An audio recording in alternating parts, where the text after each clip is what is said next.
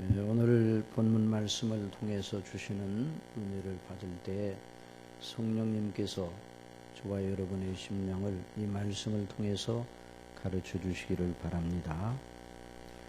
오늘 본문 말씀은 흔히 어린이들을 귀하게 여기라 하는 이런 주님의 교훈의 말씀으로 많이 인용이 되고 있습니다. 또 가정의 달로 생각하는 이 5월이 되면은 다 이 말씀을 각 교회에서 강론하는 그런 경우들이 많으리라고 생각합니다. 정말 그리스도 예수님 안에서 어린이들을 귀하게 여기는 건 너무나도 마땅한 일입니다. 그러나 여러분, 이 본문 말씀이 단순하게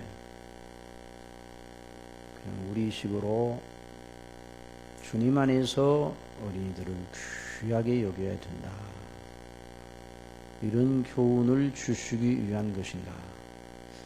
물론 적용 단계에서 분명히 그런 적용이 나와야 되겠습니다만은 이 본문을 자세히 주목하게 되면 어린이를 귀하게 여기라, 그런 말씀을 하시면서도 어린이들이 내게 가까이 오는 것을 금하지 말라, 그리고 예수님이 하신 말씀을 더 주목하면 이 말씀은 단순히 어린이들을 우리가 어떻게 대접해야 되는 것인가 하는 걸 가르쳐 주시는 대목이 아닙니다. 하나님의 나라를 예수님 말씀해 주시고, 그 나라를 어떤 사람, 그 나라를 어떤 사람이 들어갈 수 있는가, 그 나라에 들어갈 만한 믿음이 어떠한 것인가 하는 걸 가르쳐 주시는 대목입니다. 그래서 오늘 이 시간 저와 여러분 이 본문 말씀을 잘 주목하면서 정말 우리 예수님께서 이 말씀을 통해서 제자들에게 주시려고 하셨던, 또 성령께서 이 말씀을 기록하여 저와 여러분에게 주시려 하시는 이런 거룩한 교훈을 받고 우리 주님을 믿는 믿음의 대전환이 이루어지는 이런 역사 있기를 바랍니다. 이런 은혜를 하나님 성령께서 주시기를 바랍니다. 자, 어떤 이들이 예수님께 어린 아기들을 데리고 왔습니다. 여러분, 사람이 누구든지 예수님께 이르게 되면 그보다 더 복된 것이 없습니다. 우리 어린이든 어른이든 또 노인이든 남자든 여자든 어느 민족 어느 문화권에 살든지 예수님에게 진실로 이르게 되었다면 참 복된 것이에요. 그러나 제자들은 아직 그거에 대한 이해가 부족하여서 어린이들을 떠들고 또 제잘거리고 또 분위기를 깨기 쉬운 어린아이들의 특성을 보고 어린이들을 가까이 예수님께 데리고 오는 사람들을 꾸짖었다, 그런 말씀을 했어요. 그러니 우리 예수님께서 어린아이들이 내게 오는 것을 용납하고 금하지 말라, 하나님의 나라가 이런 자의 것이니라, 이런 말씀을 하셨어요. 그리고 누구든지 하나님의 나라를 어린아이와 같이 받들지 않는 자는 결단코 들어가지 못하리라. 자, 이 말씀이 귀한 말씀인데요, 이 말씀이 성경 어느 말씀과 마찬가지로 그냥 마구제비로 문학책을 읽듯이 이 말씀을 받아들이면 안 됩니다. 그래서 우리가 이 말씀을 잘 주의하면서 하나님의 주시는 은혜를 받기를 원합니다. 자, 여기 우리 예수님 말씀을 들어보면 상당히 긴장을 하게 됩니다. 왜냐하면 하나님의 나라를 어린아이와 같이 받들지 않는 자는 결단코 들어가지 못하리라, 그 말씀을 하셨어요. 여러분, 하나님의 나라에 결단코 들어가지 못하면 어떻게 됩니까? 인생에 가치가 어디에 있는가? 한마디로 말하면 하나님의 나라에 들어가는 데가 우리 인생의 진정한 복과 가치가 있습니다. 하나님의 나라. 그것이 하나님께서 우리에게 그리스도 예수님 안에서 주시려는 최고의 선물입니다. 그보다 더 높고 영화로운 선물은 없습니다. 하나님께서 우리를 위해서 예비하신, 눈으로 본 적도 없고 귀로도 들은 적이 없고 사람의 마음으로도 생각한 적이 없는 바로 그것이 바로 하나님의 나라입니다. 곧 성경이 말하는 구원입니다.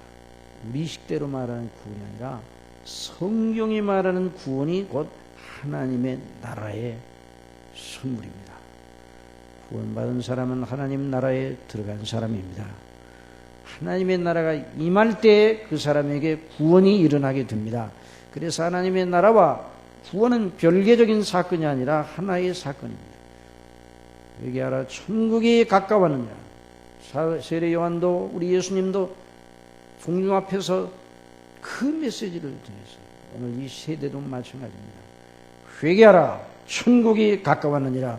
이미 천국이 우리 가운데 왔다고 말씀해 주셨습니다.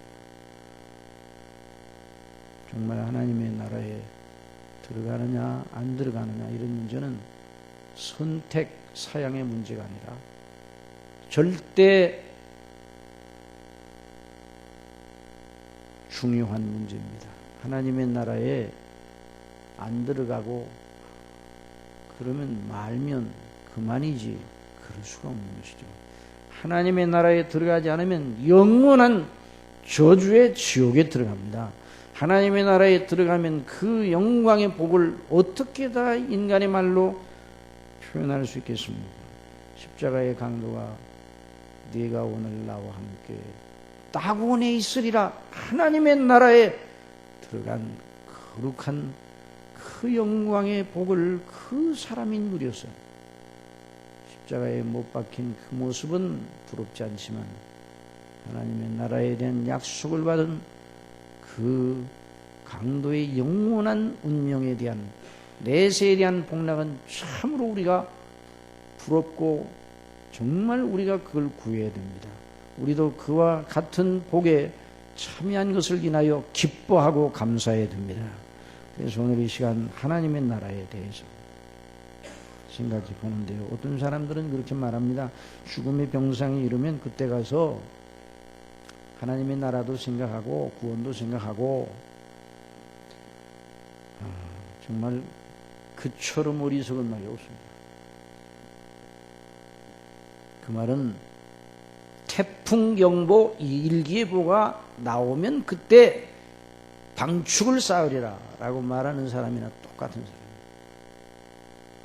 물론 죽음이 임박하여 죽음의 병상에서 주님을 모르는 상태에 있다가 정말 벼랑 끝에서 얼마 남겨놓지 않고 예수님을 영접하여 구원받는 일이 있습니다. 하나님의 자비입니다. 그러나 여러분 그걸 가지고 여러분을 통제하는 일반 원칙으로 삼으면 안 됩니다. 특별한 걸 가지고 법을 만들지 않습니다. 법에도 예외는 있지만은 그런 걸 가지고 보편 원리를 삼으면 안 되는 거죠. 구원의 문제, 하나님의 나라의 문제는 우리가 쌩쌩하고 바르게 생각하고 우리 몸이 건강하고 우리에게 주어진 기회가 있을 때에 반드시 해결해야 될 문제입니다. 하나님의 나라에 이미 들어가 있는 사람이 천국의 영광에 가는 겁니다. 죽어서 가는 것이 하나님의 나라인가 이렇게 생각하면 안 돼요. 그래서 사도 바울은 골로새서에 분명하게 말씀을 하였습니다. 우리로 하여금 빛 가운데 성도의 기업의 부분을 얻게 합당하게 하신 아버지께 감사하게 하시기를 원하노라. 그가 우리를 흑암의 권세에서 건져내사 그의 사랑의 아들의 나라로 옮기셨으니 그 아들 안에서 우리가 구속 곧 죄 사함을 얻었도다. 사도 바울은 지극히 큰 보배를 이 질그릇에 가졌다. 이 보배를 질그릇에 가졌다. 하나님의 나라에 들어간 사람은 정말 하나님의 영원한 보장을 받은 사람입니다. 성경에 하나님 나라에 들어간 사람에 대한 보장이 가득 담겨 있는 게 성경이에요. 내가 너를 구속하여 지명하여 불렀나니 너는 내 것이라. 내가 물 가운데로 지날 때 내가 함께할 것이라. 강을 건널 때 물이 너를 침몰치 못할 것이며 내가 불 가운데로 행할 때 타지도 아니할 것이요 불꽃이 너를 사르지도 못하리니 대저 나는 여호와 내 하나님이요 이스라엘의 거룩한 자요 네 구원자임이라. 내가 너를 보배롭고 존귀하게 여긴다고 했어요. 여러분 그렇게 믿으십니까? 저와 여러분을 하나님께서 보배롭게 존귀하게 여기시는 줄은 믿으시기 바랍니다. 하나님 나라에 들어간 사람은 널리 보장을 받고 있는 사람이에요. 또 요한복음 10장에서 예수님께서 내 양은 내 음성을 들으며 나는 저희를 알며 저희는 나를 따르느니라. 내가 저에게 영생을 주노니 영원히 멸망치 아니할 것이요 또 저희를 내 손에서 빼앗을 자가 없느니라. 저희를 주신 내 아버지는 만유보다 크심에 아버지 손에서 빼앗을 수 없느니라 말씀을 했어요. 나와 아버지는 하나이시라. 반면에 하나님 나라에 들어가지 못한 사람은 안 들어가는 것으로 끝나는 것이 아니라 지옥의 영원한 저주가 예비되어 있는 것입니다.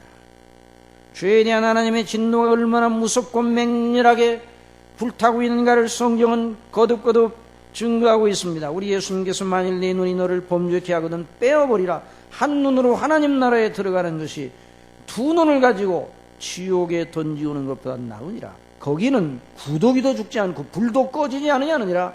아예 없어지고 무로 돌아가면 얼마나 그래도 다행이에요. 그러나 무로 돌아가지 않습니다. 영원히 그 진노의 고통을 겪는다는 말씀입니다. 사람마다 불로써 소금치듯 하리라. 그러지 하나님 나라의 문제를 허술하게 다뤄서는 안 되는 것입니다. 그래서 이런 시각을 가지고 본문으로 들어가 봅니다. 자, 내가 진실로 너에게 이르노니 누구든지 하나님의 나라를 어린아이와 같이 받들지 않는 자는 결단코 들어가지 못하리라. 자, 하나님 나라를 어린아이들 같이 받든다는 말이 무슨 뜻입니까? 이걸 여러분들이 오늘 선명하게 아시기를 바랍니다.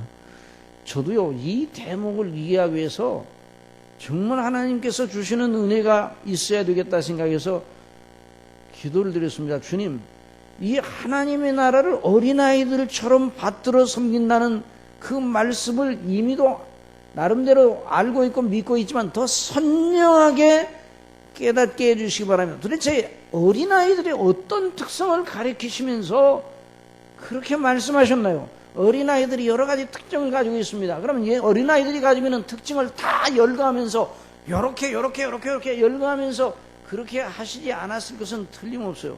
여러분, 어린아이들은 죄인입니까? 죄인이 아닙니까?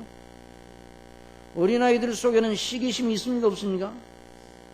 어린아이들 속에 미움이 있어요? 없어요? 똑같은 거예요. 어린아이들 속에, 어른들 속에 있는 것이 그대로 있어요. 규모가 작을 뿐입니다.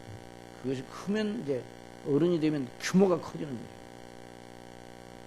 그러면 예수님께서 어린아이들을, 일반적인 어린아이들의 특성 전부를 가리켜서 하신 말씀이 아닌데, 우리 예수님께서 이렇게 말씀하실 때 뭘 마음속에 두시고 그 말씀을 하셨는가, 그걸 아는 게 가장 중요한 문제예요.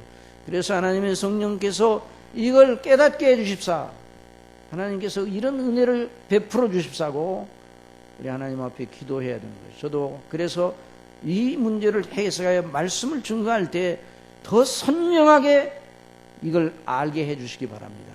그래서 오늘 하나님께서 은혜를 주셔서 선명하게 안 가운데서 여러분에게 말씀을 증거하고 있음을 믿으시기 바랍니다. 성령께서 제 마음속에 주신 귀한 이미도 알고 있었지만 더 그게 진하게 리얼하게 인식되었어요. 흔히 일반적으로 이 대목을 풀어서 어린아이와 같이 순진하고 겸손한 마음으로 천국을 받아들여야 된다 하는 식으로 이해를 할 수 있는데요. 그러면 어린아이 같은 순진하고 겸손한 마음이 어떤 마음인가? 어떻게 해서 사람이 어린아이같이 순진하고 겸손한 마음이 들어오는가? 수양을 닦아 도덕적인 여러 가지 연말을 통해서 다 겸손을 연습을 해가지고 되는가? 어린아이가 하나님 나라를 받드는 건 일반적으로 어린 옛날 시절 천진난만한 시절로 돌아간다는 말인가? 거듭 말씀드리지만 성경은 일반 문학이 아니에요. 인문학으로 성경을 풀어요? 어림없는 소리 하지 마요. 요즘 신학교에서 인문학 강의를 한다고 광고가 많이 나왔어요. 물론 신학교 학생들이 인문학을 공부를 해야 돼요. 그렇지만 신학교에서 인문학을, 신학대학에서 인문학을 신학 말고 신학보다 더 위에 있는 것처럼 생각하면 큰 오산이에요. 인문학은 그 아래에 있습니다. 신학이 그 위에 있는 거예요. 철학보다 더 위에 있는 게 신학이에요. 그래서 성경을 인문학으로 풀고 휴머니즘으로 풀고 철학으로 풀고 그러면 안 되는 거예요. 성경은 성경으로 풀어야 됩니다. 그러니 여러분 이 본문을 계속 주목하면 안 돼요. 이 본문만 주목하면 안 돼요. 어느 말씀을 해석할 때 그 한 부분만 계속 주목을 하다가 거기에서 자기들이 가지고 있는 일반적인 의식을 거기다 투영해 가지고 그것으로 그걸 풀어내면 그게 억지 해석이 되는 겁니다.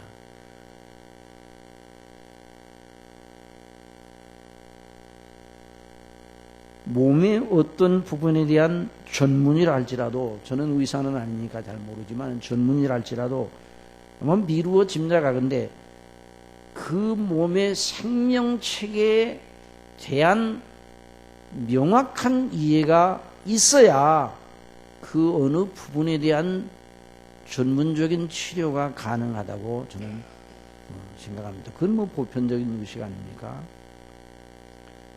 다시 말하면 어느 몸의 한 부분을, 예를 들어 귀를 치료한다 그러면 귀 하나만 계속 연구를 해가지고 전문의가 되는가, 수련을 잘 모르겠어요. 어떻게 전문의가 되는가 자세히 모르지만 몸 전체의 생명체계에 대한 이해가 분명한 가운데 그 다음에 그걸 연구를 하리라 그렇게 생각합니다.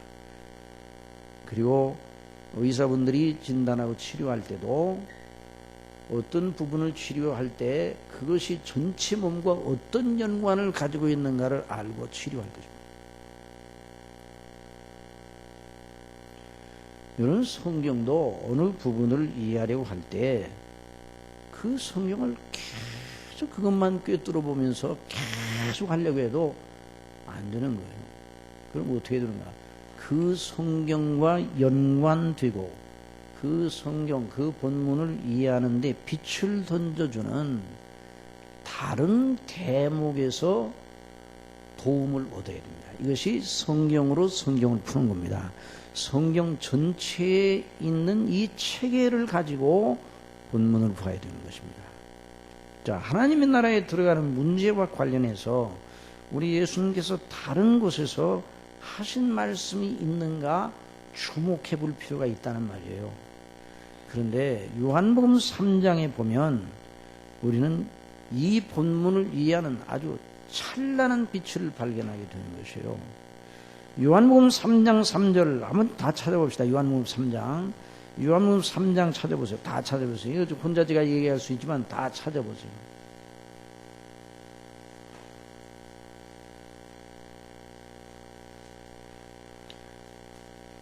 삼절 다 같이 읽어보십시오. 3절 시작. 진실로 내게 이르노니 사람이 거듭나지 아니하면 하나님 나라를 볼 수 없느니라. 그 다음에 5절까지 5절 6절 시작. 물과 성령으로 나지 않으면 하나님 나라에 들어갈 수 없느니라. 육으로 난 것은 육이요 성령으로 난 것은 영이라. 자, 여기도 좀 주목하세요. 자, 사람이 거듭나지 아니하면 결단코 천국에 들어가지 못합니다. 여러분 믿습니까? 사람이 예수님을 믿음으로 말미암아 구원을 받는데요, 천국에 들어가는데 거듭남이 없으면, 거듭나지 않고는 어느 누구도 하나님 나라를 볼 수도 없고 알 수도 없고 들어갈 수도 없다. 예수님이 하신 말씀입니다. 너희들이 어린아이처럼 천국 하나님 나라를 받들지 아니하면 천국에 결단코 들어가지 못한다. 이 말씀과 연결시켜가지고 이런 정리를 할 수가 있어요. 한번 들어보세요. 사람이 거듭나면 하나님 나라가 보이기 시작하는데 그 거듭난 사람은 이전에 어떤 사람이든지 간에 거듭난 사람은 마치 어린아이와 같은 자세로 하나님의 나라를 받들게 된다. 그런 사람이 하나님 나라에 들어간다. 하나님 나라는 바로 그런 사람의 것이다.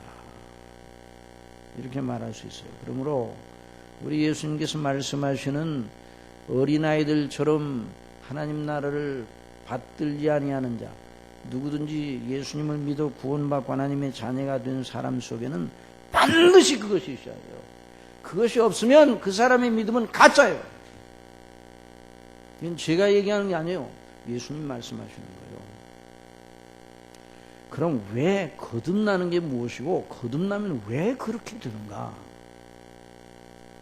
먼저 거듭나는 것이 무엇인가? 이거 잘 들어야 돼요. 거듭나는 것이 무엇인가?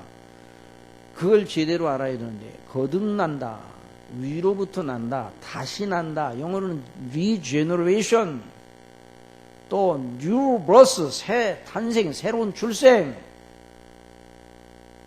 또 위로부터 난다, 위로부터 난다,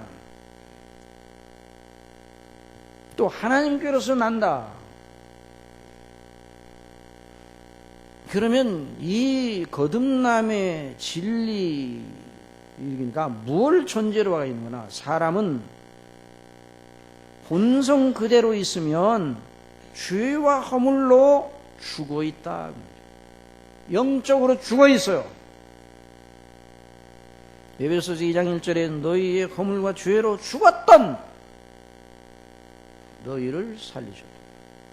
여러분 성경 가운데 보면 그렇게 되어 있는지 모르겠어요. 너희가 허물과 죄로 죽었었다. 그리고 작은 글자로 되어 있는데, 원문에는 작은 글자로 된 내용이 있기도 하고 없기도 하다. 어떤 사본에는 있기도 하고 없기도 하고.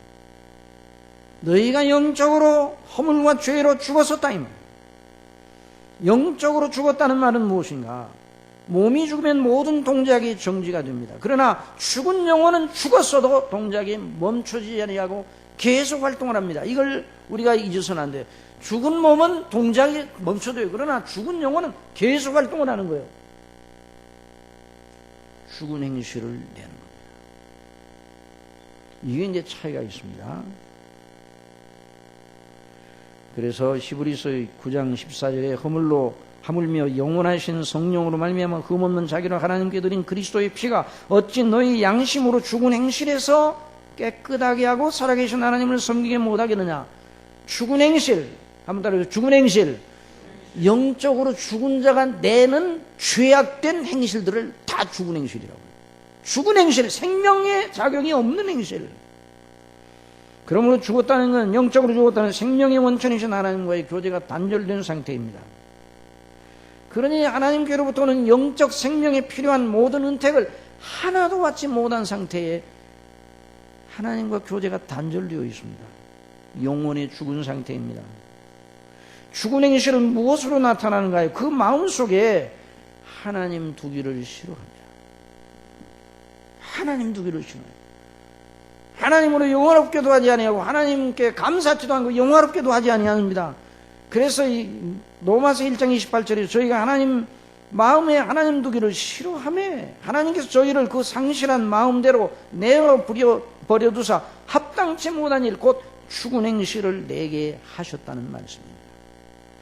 자연은 곧 본성의 사람 어머니 태어나면서부터 가지고 나온 죄의 성향 그대로 있으면 거듭나지 아니한 사람, 아직 영적으로 살리심을 받지 아니한 사람, 하나님께로 나지 아니한 사람, 그 마음의 생각과 행실 모두에 누가 안 계시다고요? 하나님이 안 계셔요. 어리석은 자는 이르기를, 그 마음에 이르기를 하나님이 없다 하도다. 이게 거듭나지 아니한 사람들의 사상입니다. 지금 믿지 않는 이들의 마음과 생각과 가치관을 보세요. 하나님이 전혀 없습니다. 여러분, 사랑하시는 여러분, 여러분의 마음속에 하나님이 계십니까? 저나 여러분이 거듭나기 전에는 우리의 생각과 의식 속에, 사상 속에 하나님이 전혀 고려 대상이 아닙니다. 그것이 바로 영적으로 죽어있는 상태입니다. 바로 그 상태가 죄 가운데 있는 상태요, 하나님의 진노 아래 있는 상태. 그대로 가면 반드시 지옥이 합니다.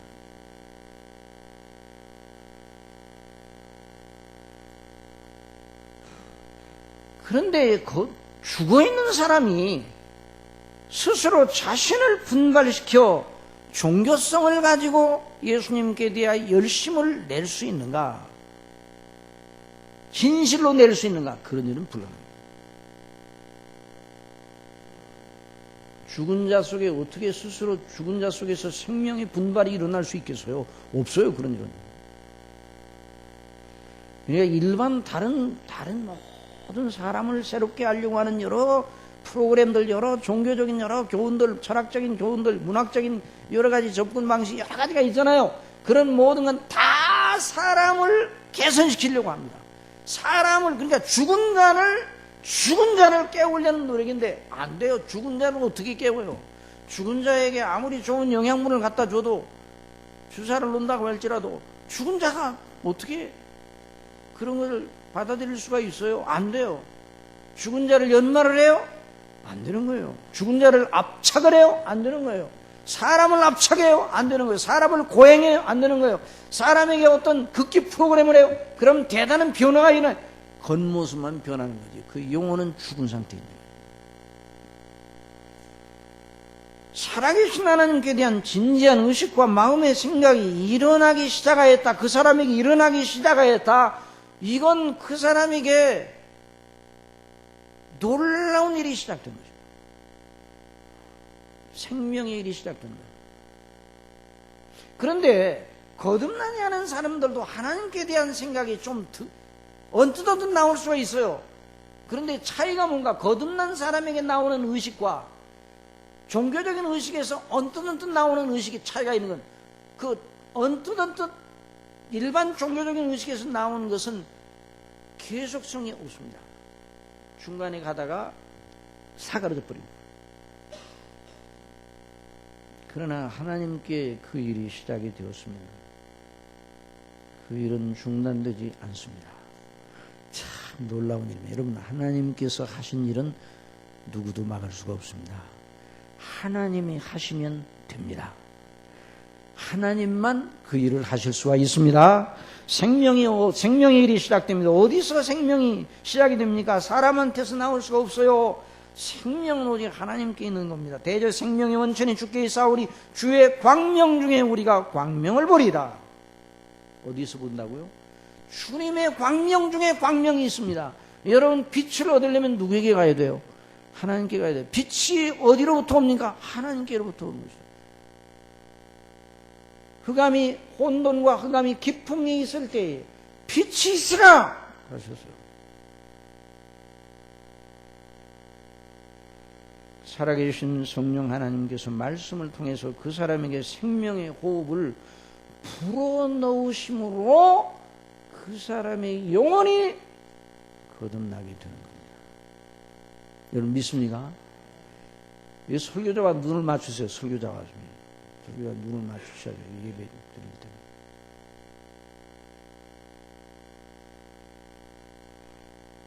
처음 사람을 창조하실 때 하나님께서 어찌하셨습니까? 여호와 하나님이 흙으로 사람을 지으시고 생기를 그 코에 불어넣으시니 사람이 생명이 된지라 그랬어요. 그러니 새롭게 창조하시는 일, 거듭나게 하시는 일도 하나님께서, 성령께서 그리스도 안에 있는 새 생명의 기운을 말씀을 통해 그 심령 속에 불어넣으시는 겁니다. 이건 우리가 그 일이 일어나고 있는지를 몰라요. 하나님이 우리의 의식, 우리가 이렇게 지금 거듭나게 하실 때 우리가 우리를 거듭나게 하신다 이런 건 모르는 거예요. 잠재의식 속에서 우리는 잘 몰라요. 그런데 하나님은 전지전능하신 능력을 가지고 그 일을 하시는 것입니다. 너희가 거듭난 것이 썩어질 씨로 된 것이 아니고 오직 썩지 아니할 씨로 된 것이니 하나님의 살아있고 항상 있는 말씀으로 되었느니라. 그래서 사망의 깊은 잠을, 영적인 깊은 잠에서 깨어나게 돼요. 깨어나게 되어 비로소 하나님께 대한 진지한 생각을 하기 시작하는 거예요. 이게 이제 놀라운 일입니다. 그러니까 저와 여러분이 예수님을 믿는다는 건 우리 자신의 도덕성에서 나오고 종교성이 나온 것이 아니란 말이에요. 하나님 아버지께로부터 나온 것입니다. 성령님께서 주신 것입니다.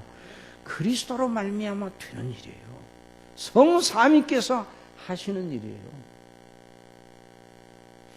그래서 육으로 나는 것은 육이요 성령으로 나는 것은 영이니 물과 성령으로 나지 않으면 하나님 나라에 들어갈 수 없느니라. 내가 네게 거듭나야 하겠다는 말을 기이 여기지 말라. 바람이 임으로 불면 내가 그 소리를 들어도 어디 솜이 어디로 가는지 알지 못하느니 성령으로 난 사람은 이와 같으니라. 사람이 성령에 거듭나게 하시는 일을 사람이 만나면 천지개벽이 일어난 일보다 더 큰 일이 그 사람에게 일어난 줄 믿으시기 바랍니다. 그러니까 저와 여러분이 예수님 믿은 일은요, 화성을 12번 갔다 온 일보다 더 위대한 일이에요. 화성 가봐야 뭐 있어? 아니, 그냥 늘 그 생각만 하면 부해가 나요. 아, 거기다 왜 이렇게 돈을 많이 써보는 거야? 수성이 뭐 있어요? 없어요. 아무것도 없어. 어디 돌밖에 없어요. 사람이 거듭나게 되면 가장 먼저 보이는 그 표정이 뭔가 의식의 전환이 이루어집니다. 전혀 그전에는 없었던 영적 이웃이 살아계신 하나님께 대한 생각이 그 마음속에서 일어납니다. 그리고 그것이 자랍니다. 이게 자란다는 말을 여러분 유심히 들어야 돼요. 생명이기 때문에 자랍니다. 생명은 자랍니다. 그러니까 하나님의 성령님의 역사로 말미암아 그런 의식에 하나님에 대한 진지한, 정말 한번 해보고 마는 것이 아니라 진지한 의식이 그 사람에게 일어나 그 사람의 생각을 붙잡아 그 사람의 마음을 계속 주장하기 시작합니다. 처음에는 그 세력이 내 얼굴에 솜털을 스치고 지나가는 것처럼 여릴 수도 있어요. 그 세력이 저 청천하늘에 떠있는 손바닥만한 구름 한 조각 정도밖에 되지 않을 수 있어요. 그 시작이. 그러나 그것이 점점 자라 그 사람의 마음과 생각과 의식 전체를 장악하는 왕적인 원리로 자라나게 됩니다. 이게 하나님께로부터 나와서 그렇습니다. 그걸 막을 자가 없습니다. 우리의 육신의 본성이 그걸 막으려고 합니다. 거듭날 때 우리의 심령에 예전에 있었던 그 본성이 막으려고 합니다. 사단이 그 본성을 통해 그걸 믿지 못하게 하고 그걸 생각지 못하게 하고 자꾸만 주의를 흐트리려고 합니다. 그러나 하나님이 시작하신 일을 누가 막습니까? 그리고 그 사람이 그렇게 변화되는 일을요, 옆에 있는 사람이 알게 돼요.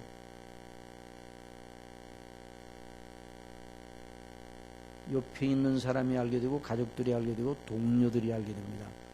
그리고 조롱하기 시작합니다. 그 세계를 모르니까 막으려 합니다. 박해로 등장할 수도 있습니다. 사단은 그 관계를 통해, 인간 관계를 통해 그걸 다 없애버리려고 애를 씁니다. 그러나 그건 불강력적인 일입니다. 여기서 불강력적인 은혜라는 말이 나오는 겁니다. 한번 따라해. 불강력적인 은혜. 불강력적인 은혜로 저와 여러분을 구원하시는 하나님을 찬미하시기 바랍니다. 불강력적인 은혜로 우리 속에 있는 그 세력을 거역할 수 있는 여러 세력이 많아요. 세상에도 있고 사단도 있고 우리 본성도 있고 우리의 삶의 습관도 있고 뭐 이제까지 우리가 잘못된 이런 과거의 여러 가지 연약한 허물도 있고 이것이 다 싸잡아가지고 그거 못 믿게 하고 생각하지 못하게 해요. 그런데 불광력적인 능력으로 작용하시는 하나님의 역사를 누가 막습니까? 그래서 그 사람이 계속 그 길로 나갈 수밖에 없게 되는 거예요. 그래서 이 마태복음 25장에 예수께서 대답하여 가라사대 심은 것마다 내 천부께서 심지 않으신 것은 뽑힐 것이니 그랬어요. 그러니까 하나님이 심으신 것이니 누가 뽑아요? 그래서 그 사람의 의식 속에 하나님이 누구신가? 하나님이 살아계시는가? 이 문제가 최고의 문제가 되는 거예요. 처음에는 철학자들이 신의 존재, 문학가들이 뭐 신이 어떻고 저떻고, 예술가들이 뭐 자기 뭐 작품의 주제로 뭐 신의 어쩌고 그런 쓰잘데가 없어요. 그런 생각들은. 그런 것이 아니라 진실로 하나님을 두려워하는 두려운 마음이 그 속에서 자라나게 되는 거예요. 살아있는 경건의 씨가 그 속에 심어져 있는 경건의 능력, 경건의 씨앗이 그 속에, 하나님이 계시다는 경건의 씨앗이 그 속에 들어가 있어요. 생명과 경건에 속한 모든 걸 우리에게 주셨다고 말씀해 줘요. 사도 베드로를 통해서. 그러면요, 사람이 그렇게 되면 어떤 의식의 변화가 오는 거니? 하나님 앞에 자기가 누군가, 하나님의 세계에 대한 눈이 열리잖아요. 영적인 세계에 대한 눈이 열리잖아요. 그러면 어떻게 되겠어요? 영적인, 전혀 이제까지 생각하지 않던 딴 세계로 넘어온 거예요. 그러면 어떻게 되겠습니까?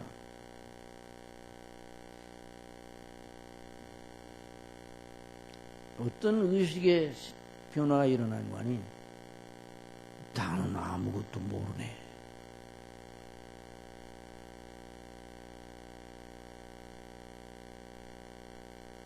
나는 무주한 자네.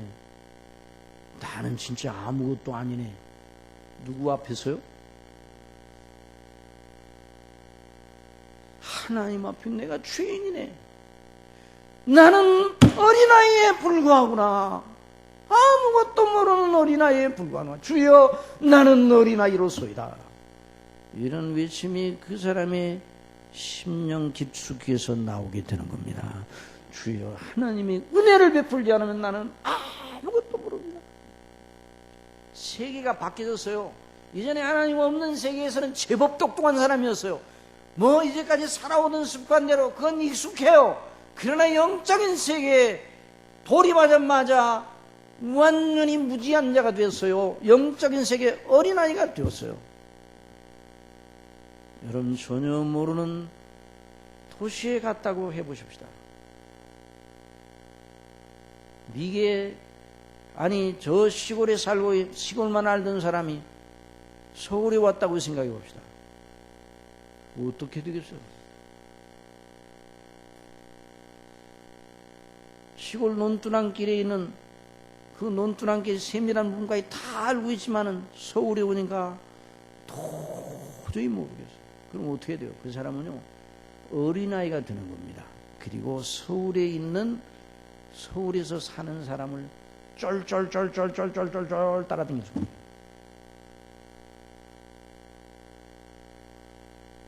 나는 어린아이고 무능하고 연약하다 하는 고백을 하나님 앞에 드디어 하게 되는 겁니다.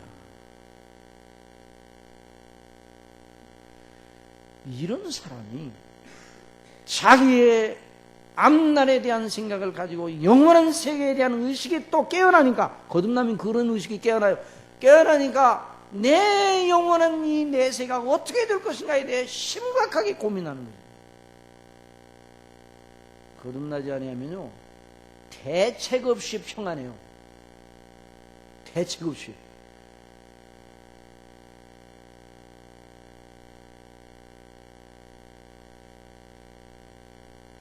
어떤 친구가 교회를 나가니까 다른 친구가 너 천국 가려고 교회 나가냐? 그랬더니 에이, 이거 무슨 천국? 그냥 문화적으로 나가는 거지.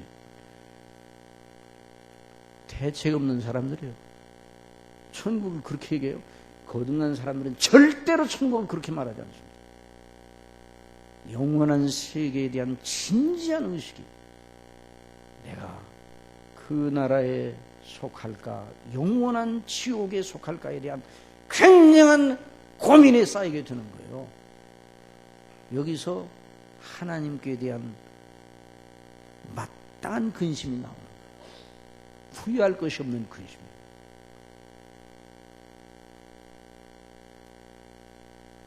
여러분, 사도행전 16장에 누디아라는 자주장사가 있었는데요, 그 사도 바울이 마게도냐 첫 성인 빌립보 성에 가서 처음 만난 전도 대상자들이 여러 강가에 가서 기도처가 있는가 찾아보다가 그 여자들을 만나서 거기 있는 여자들이 여러 여자들이 있는데 하나님의 복음의 말씀을 사도 바울이 증거했어요. 그런데 거기에 있는 말씀 보면 두아디라의 성의 자주장사로서 하나님을 공경하는 누디아라 하는 한 여자가 들었는데 주께서 그 마음을 열어 바울의 말을 정정케 하신지라.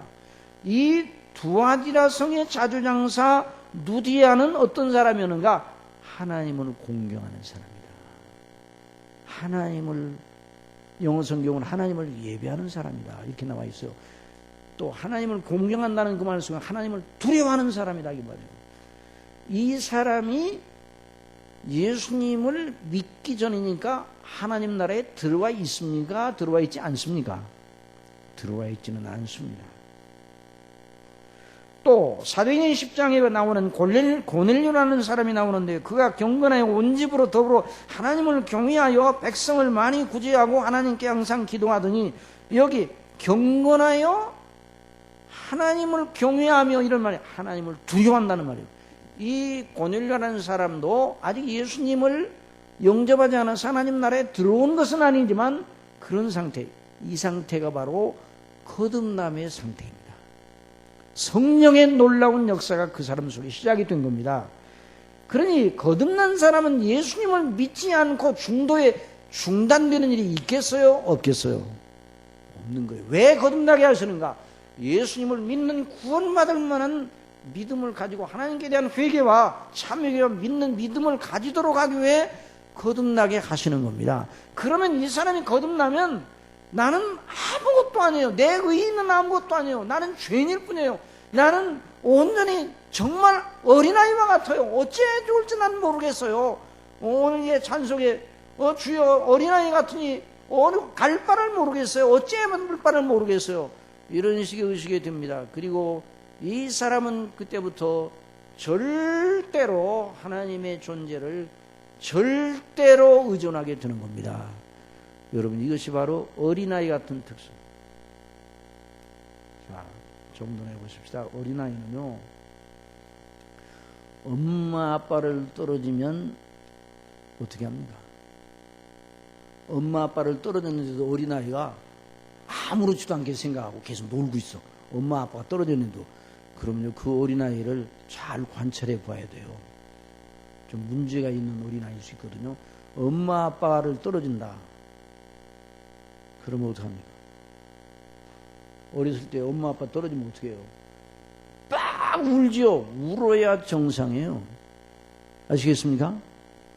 이게 의존성이에요. 한번 따라하세요. 의존성. 그러니까 어린아이처럼 하나님 나라를 받든다는 말이 바로 이 어린아이가 자기 부모를 자기가 아무것도 모르고 오직 나는 부모에게만 매달려 있다는 의식을 가지고 논리적으로 설명을 못하지만 그런 의식이 속에 있는 거예요. 그러니까 엄마가 모이면 와 우는 거예요. 다른 장난감을 갖다 줘도 소용없어. 와 우는 거예요. 이게 하나님의 은혜를 받고 거듭나서 하나님 나라를 절대로 받드는 사람의 태도입니다. 그 사람은 성부 하나님을 절대로 의존합니다. 성자 예수님과 그 행하신 구속의 일을 자기 생명보다 더 귀하게 여깁니다. 그 사람은 성령의 감동하심 속에 자기의 믿음이 있다고 생각합니다. 절대로 의존하게 됩니다. 그 사람에게 하나님의 은혜가 멀리 떨어져 있는 것처럼 하나님의 얼굴이 보이지 않는 것처럼 보이면 막 웁니다. 그런데 요즘 신자들의 특성은 안 울어. 주님 없이도 잘 나가는가 봐요. 주님 동행하지 않아도 잘 되는가 봐요. 하나님의 은혜의 방편을 의존하지 않습니다. 요즘은. 그러니까 점 찍고 가는 게 점 찍고. 학생들 가운데 보면요. 첫 시간부터 쫙 참석하는 학생이 있는가 하면 없다가 중간에 어디가 들어왔어. 예를 들어 90분 강의하는데 한 45분 지나서 들어왔어. 출석을 늦게 불렀더니 그러더라고요.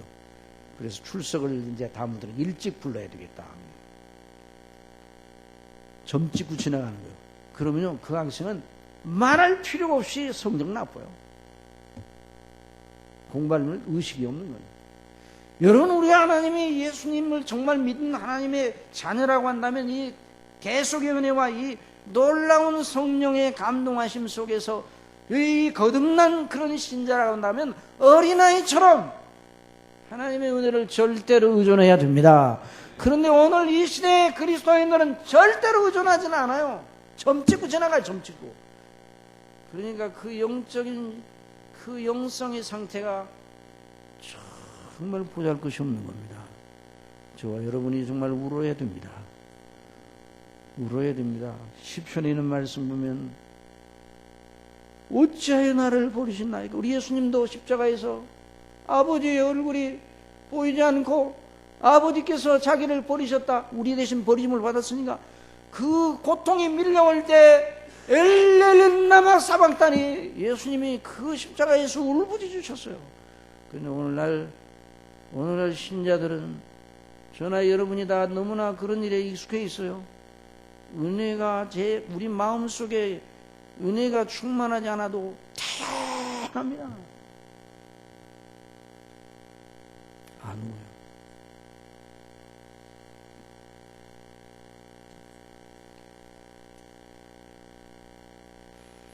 나의 환난 날에 시편 72편에 내가 주를 찾았으면 밤에는 내 손을 들고 거두지 아니하였으면 내 영혼이 위로받기를 거절하였도다. 내가 하나님을 생각하고 불안하니 근심하니 내 심령이 상하는도다. 하나님이 나를 버리신 게 아닌가. 주께서 나를 눈을 붙이지 못하게 내가 괴로워 말할 수 없나니라.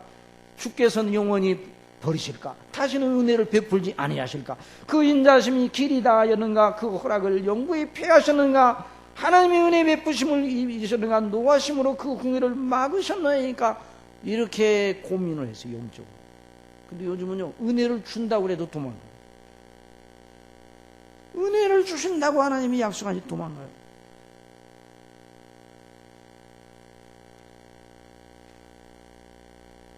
여러분, 다윗의 믿음의 태도를 보면 정말 절대 의존하는 어린아이처럼 하나님 나라를 받드는 그 특성이 나타나 있습니다. 법궤가, 하나님의 법궤가 블레셋 땅에 빼앗겨 다시 다윗성으로 들어오는 날, 다시 이제 그 여러 과정을 통해 들어오잖아요. 그때 다윗이 어떻게 했는가? 다윗이 왕이에요. 왕의 채통을 백성들 앞에 지키고 있어야 되는데 그 법궤가 들어오는 것을 보고서 마치 어린아이가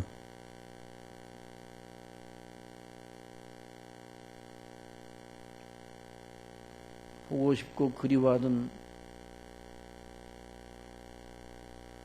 엄마를 만난 것처럼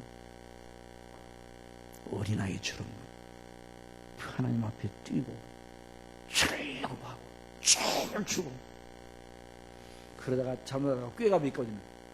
그 미갈이 요렇게 바라보고 왕이 채통머리 없이 하나님께서 미갈에게 너는 태문을 닫을 것이다.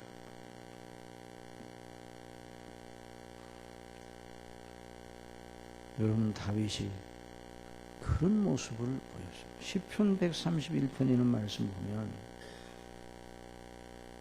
뭐라고 말씀을 했는가? 내 마음이 젖된 어린아이 같다고 그랬어요. 아무튼 시편 131편 한번 찾아보세요. 그거 다 한번 찾아보세요. 다 한번 찾아보세요. 그냥 듣고 말지 말고 다 찾아보세요.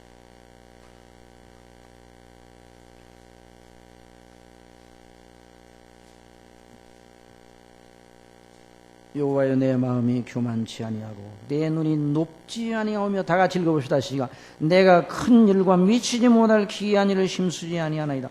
실로 내가 내 심령으로 고요하고 평온케 하기를 젖된 아이가 그 어미 품에 있음 같게 하였나니 내 중심이 뭐라고요?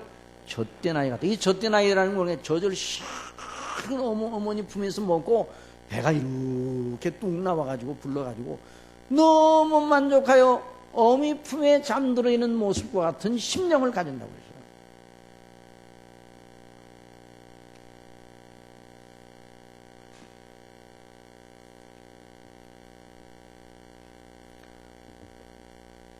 애들이 어렸을 때는 어린애들 때는 어디 가면 엄마를 쫄쫄쫄, 아빠를 쫄쫄쫄.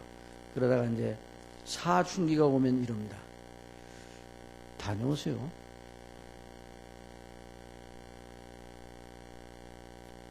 어머니, 아버지랑 갔다 오세요. 난 집에 있을게요. 어디 가자 그러니까. 나 지금 딴 볼 일 있어요. 물론 뭐 그건 사람의 성장하는 과정 중에 일어나는 거지만 믿음은 그렇게 하면 안 됩니다. 믿음은요, 권사님 혼자 갔다 오세요.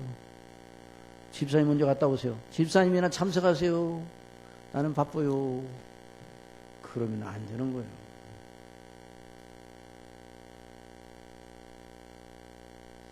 그러면 큰일 나는 겁니다. 죄는 하나님을 등지고 떠나는 거고요. 은혜는요, 구원, 하나님 나라의 백성들은 하나님을 절대로 의존하도록 다시 복원시켰습니다. 이것이 하나님의 놀라운 은혜의 영광입니다. 그걸 잊어서는 안 되는 거죠. 그럴 때 이런 심정으로 어린아이들을 볼 때 어린아이를 어떻게 길러야 될 것인가, 어떻게 어린아이에게 대해야 될 것인가를 알게 되는 거예요. 사랑하시는 성도 여러분, 은혜 받을 기회가 있으면 그 기회를 놓치지 말고 모든 걸 다해서 은혜 받으시기 바랍니다. 교회에서 이런저런 시간들을 다 열어놨잖아요. 은혜 받을 시간이에요. 구역예배 다 은혜 받을 시간이에요. 또 수요예배 시간이 너무 빨라서 그런가.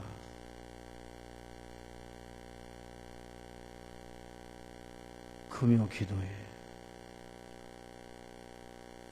주일 낮뿐만 아니라 주일 오후 예배 다 은혜 받을 시간 아니에요. 하나님께 절대 의존하는 거예요.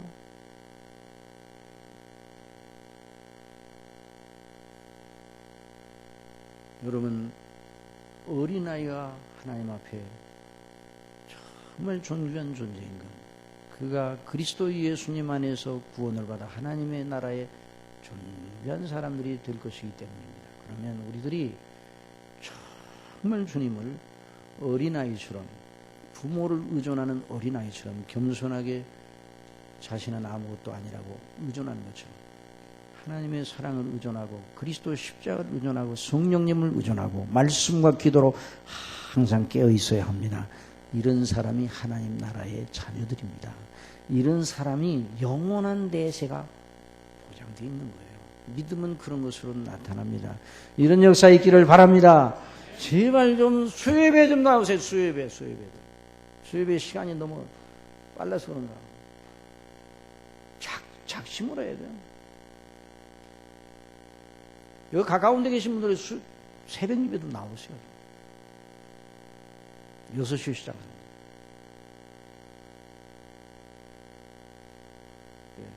새해 초두에 8해 동안 나와준 것만 해도 고맙게 생각하세요. 이런 식이에요, 그래? 큰일 나는 거예요. 절대로 의존하시기 바랍니다. 숨 쉬는 순간, 물 마시는 순간도 주님을 의존하고 있어야 됩니다.